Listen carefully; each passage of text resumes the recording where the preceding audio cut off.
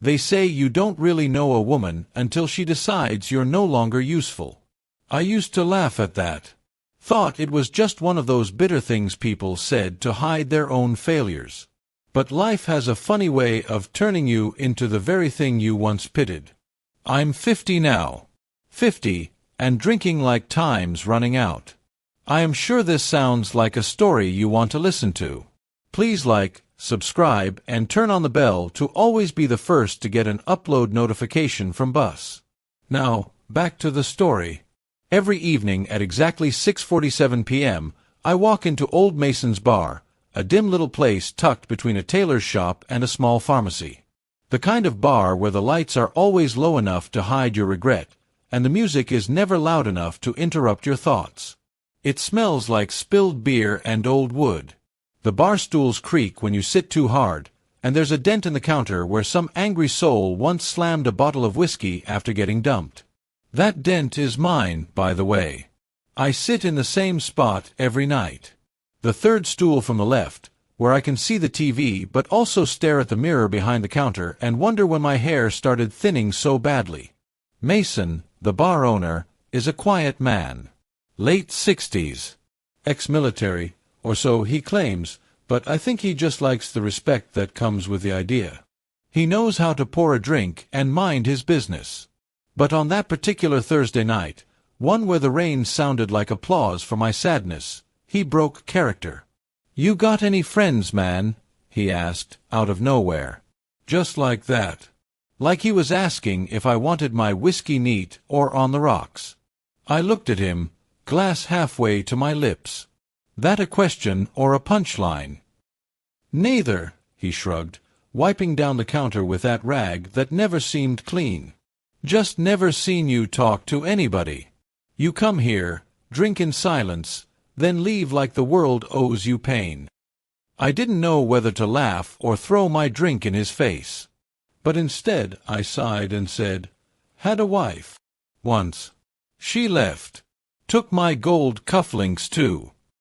He raised a brow. "That's what you're mad about? The cufflinks?" "It's not about the cufflinks. It's what they meant," I said. Graduation gift to myself after sponsoring someone else's degree. Now, let me backtrack a bit. Her name was Angelica. Yeah, I know. Sounds like someone who should be in a perfume commercial, not a betrayal story. But that's her real name. And let me tell you, she looked like her name. Skin that always seemed to glow, no matter how hot the sun was. Hair long enough to tie a noose with. Smile that made you forget you were just an ordinary man in a very ordinary world. I met her when she was 19 and broke. I was 26 and slightly less broke. She was working part-time at a campus cafe, balancing trays and dreams. I had just landed my first proper job, teaching math at a secondary school. She told me she wanted to be a lawyer. Said it with conviction, like she'd already imagined herself in courtrooms with expensive heels and even more expensive words. So I helped. Paid her school fees. Bought her textbooks. Even moved to a smaller apartment so I could save money. I remember ironing her clothes before her exams. She hated starch. Said it made her feel too official, whatever that meant. I never complained. When she graduated, I threw her a party. Small, intimate, just friends and 2 cakes, one for her degree, the other for us. That's what the icing said, to us. We got married 3 months later.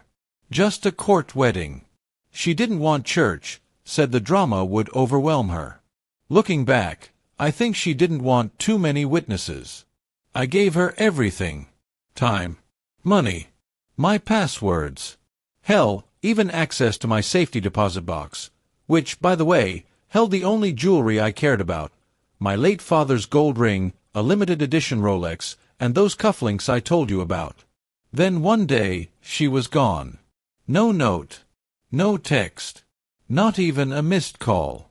Just vanished. Took her clothes, some cash, and, of course, the jewelry. The only thing she left behind was her perfume on the pillow and a toothbrush. I spent the first 3 days thinking she'd come back. Maybe she had a breakdown. Maybe her mother was sick. Maybe. By the 5th day, I accepted what it was. She used me. She used me like a ladder. And once she climbed high enough, she kicked the damn thing down. Now, people like to romanticize heartbreak. They make it sound poetic, like some great tragic opera. But let me tell you, the real thing is ugly. It's a silence so loud it gives you headaches. It's waking up and checking your phone out of habit, even though no one's texting. It's eating cereal for dinner because cooking for one feels like a performance for an empty room. It's knowing you were never the destination, just a pit stop. Back at the bar, Mason poured me another shot. "She sounds like bad news," he said. "She was worse than bad news," I replied. "She was a cleverly disguised debt." He laughed. "Damn. That's rough. You ever loved someone so much you start making excuses for their cruelty?" I asked, more to the bottle than to Mason. He nodded slowly. "Yeah, once. She said I snored too much. Left me for a man who played the saxophone. Guess the jazz drowned out the snoring." I chuckled for the first time in weeks. "Ever think of finding someone new?" Mason asked. I looked at him like he just suggested I run a marathon. Find someone new? At 50? With what hairline? With what trust?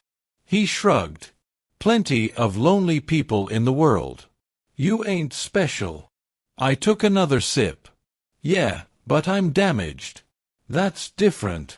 Silence settled between us again. The TV hummed some nonsense about politics. The ceiling fan squeaked like it was crying for WD-40. Then Mason said something that stuck with me. "You keep coming here, pouring pain into glasses, hoping it'll drown. But all you're doing is teaching it how to swim."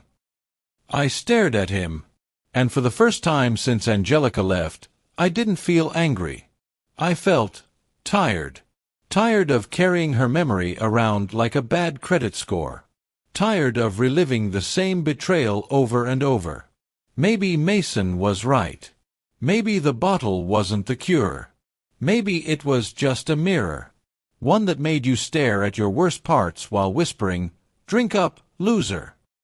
That night, I walked home a little slower.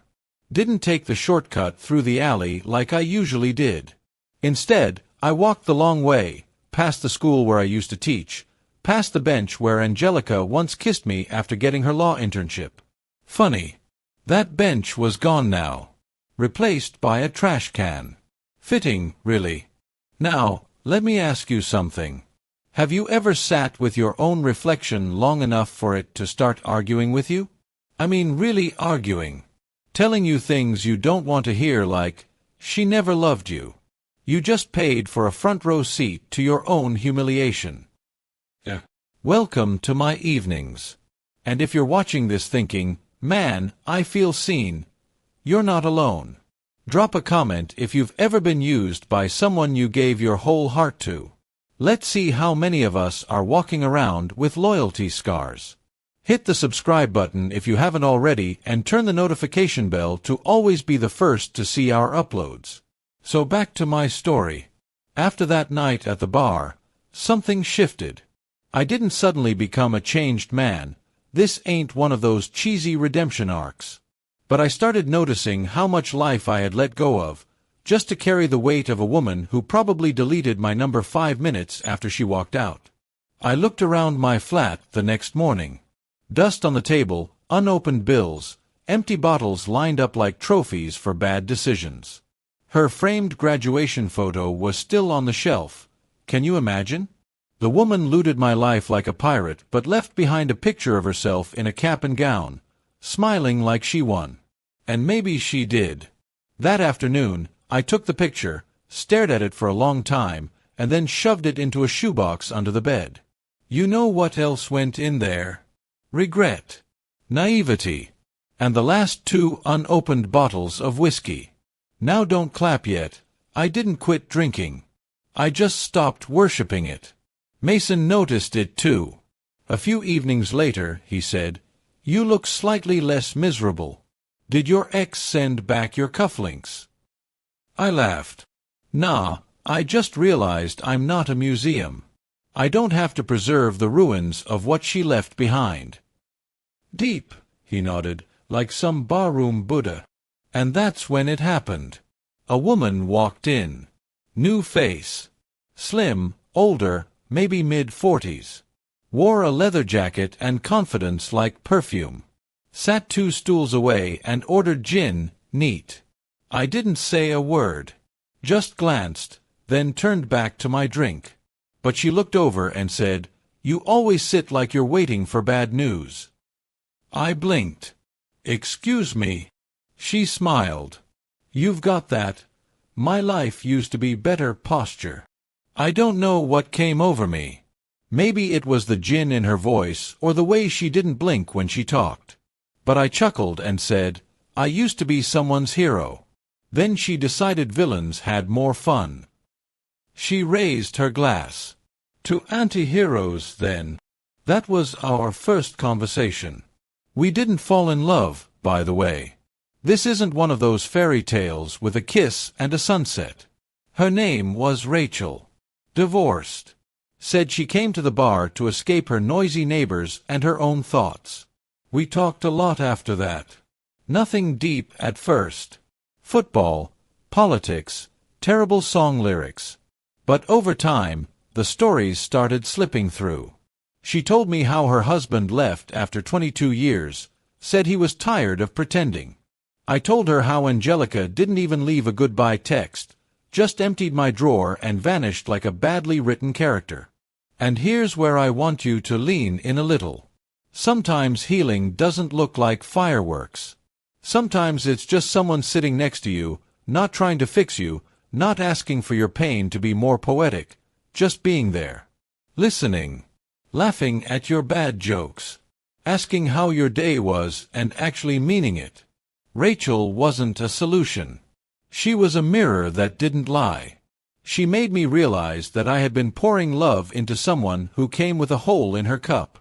Nothing I gave Angelica would have ever been enough, because she didn't want love, she wanted leverage. You still with me? Good. Now let me wrap this up before your attention span drifts to another tab. One day, I walked past a jewelry shop. Same kind where I once bought those cufflinks. I went in, half out of habit, half out of curiosity. The guy behind the counter said, "Looking for something special?" And you know what I told him? No. Just looking to stop buying my pain in gold. He laughed, like he thought I was joking. But I meant it. I didn't buy anything that day.